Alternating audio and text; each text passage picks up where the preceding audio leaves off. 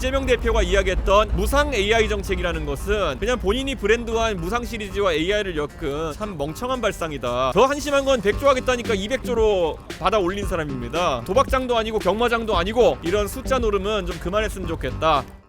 AI의 기본은 민간에서 투자가 촉진되는 것이고, 제가 몇 번 얘기했지만 과거에는 우리가 관주도로 이렇게 뭔가를 산업을 일으키고 하는 것이 용이했던 것이 50년대, 60년대, 70년대 이럴 때는 결국 군이나 아니면 관료 집단이 가장 엘리트 집단이었기 때문에 민간의 창의력을 압도할 수 있었던 겁니다. 근데 지금은 2000년대 들어서 민간의 창의력이 관료들의 생각을 압도하고 있는 상황이기 때문에 결국 민간의 창의력을 제약하지 않는 것이 중요하다, 이런 생각을 하고, 그런 면에서 규제 혁파를 이야기하는 것이 중요하지, 지금 상황에서 100조, 200조 이런 이야기를 하면서 참 현학적이고 피상적인 이야기를 하는 것이 오히려 이 산업에 대한 몰이해를 보여주는 것이다, 이렇게 생각합니다.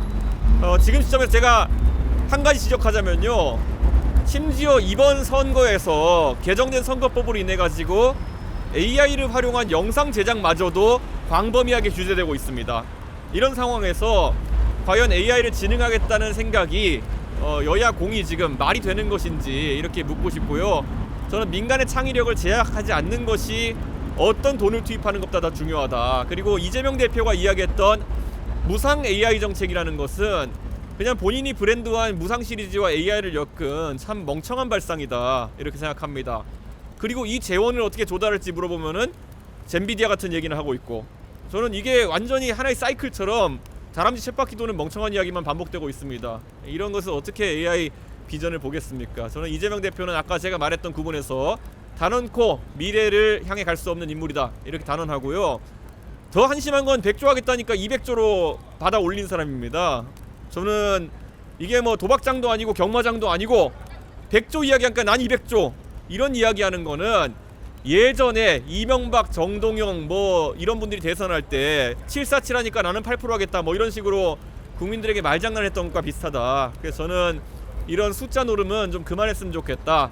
어차피 재원 마련 대책도 없고 전부 다 국채로 하겠다는 얘기일 것 같은데, 도대체 지금 대한민국의 재정 상황이 안 좋은 상황에서 국채로 선심 쓰겠다는 이야기를 하는 사람이 누굽니까? 저는 이거야말로 정말 대한민국의 책임감이 없는 정치인이다 생각합니다. 정치권에서 계속 반복되는 얘기가 한덕수 총리 차출론이 실제로 좀 나올 가능성이 있다고 보시는지 어떻게 보세요? 저는 한덕수 총리님한테 뭐 지금까지도 사석에서 이렇게 뵐 기회가 있을 때마다 뭐 통상에 대한 그분의 전문성이라든지 이런 것들 배우기 위한 노력을 많이 해왔습니다. 그런데 그와 별개로 이 대한민국에 존경받는 전문가, 통상 전문가 그리고 관료로서 존경받는 분이 정치에 뛰어드는 것은 또 하나의 큰 결단일 거라 생각합니다. 그 앞에 뭐 고건 총리라든지 아니면 반기문 총장 같은 아주 훌륭하신 관료 출신 분들이 정치에 진입할 때 겪었던 어려움을 아마 한덕수 총리님께서도 익히 아실 거다, 이렇게 생각합니다. 저는 지금 나오는 뉴스들은 거의 9할 이상 절박한 입장에 있는 국민의힘 차원에서 나오는 이야기지, 한덕수 총리님이 그 진중한 분이 이 상황에서 이런 메시지들을 계속 쏟아내진 않을 것이다. 어제도 보면은 한덕수 총리 측 입장으로 몇 가지 경마식 보도가 이어지고 누가 흘렸는지 모르겠지만 그에 대해서 총리실 측에서 반박하는 모양새가 이어졌는데요. 이건 한덕수 총리에 대한 예의도 아니다, 저는 그렇게 생각합니다. 어떤 정치적 목적으로 지금 대한민국의 국가 수반인 권한 대행을 이렇게 정치에 끌어들이지 않았으면 좋겠다.